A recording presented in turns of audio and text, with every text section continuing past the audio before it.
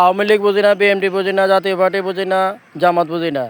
যে কোনো দলই রাষ্ট্র পরিচালনা করেন আমাদের কোনো সমস্যা নাই। আমরা এই দেশের সাধারণ জনগণ, আমরা চাই শান্তি।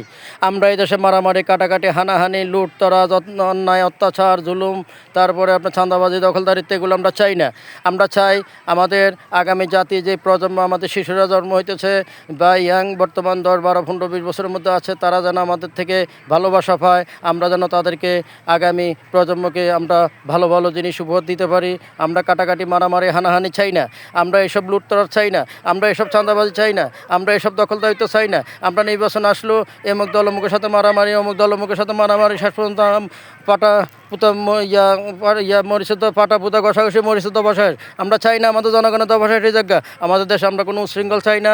যেই সরকারি রাষ্ট্র পরিচালনা করেন, আমরা ওনাদেরকে অনুরোধ করে বলছি, আপনারা রাষ্ট্র সুন্দর করে পরিচালনা করুন। দেশে যেন কোনো উশৃঙ্খল, অশান্তি সৃষ্টি না হয়। কারণ দেশে উশৃঙ্খল, অশান্তি সৃষ্টি হলে আমাদের জাতির সমস্যা, দেশের সমস্যা, জনগণের সমস্যা, আমাদের আগামী প্রজন্মের সমস্যা। রাষ্ট্রে প্রত্যেকটা দ্রব্যমূল্যের দাম বেড়ে যায়। এখন আমরা যারা সাধারণ নিম্ন শ্রেণী বা মধ্যবিত্ত ফ্যামিলি আছি, আমরা মনে করেন এগুলা খরিদ করে খাইতে আমাদের অনেক কষ্ট হয়ে যায়। আমরা চক্ষু লজ্জা কারো কাছে হাতও পাততে পারি না। আমরা অনেক কষ্টের মাঝে আছি।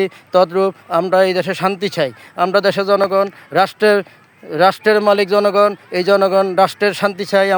আমরা চাই সকলেই হাতে হাত মিলিয়ে আপনারা সুন্দর করে সবাই মিলে দেশ পরিচালনা করেন। এইটুকু আমরা আশা করি। আজ এখানে বিদায়। আল্লাহ হাফেজ।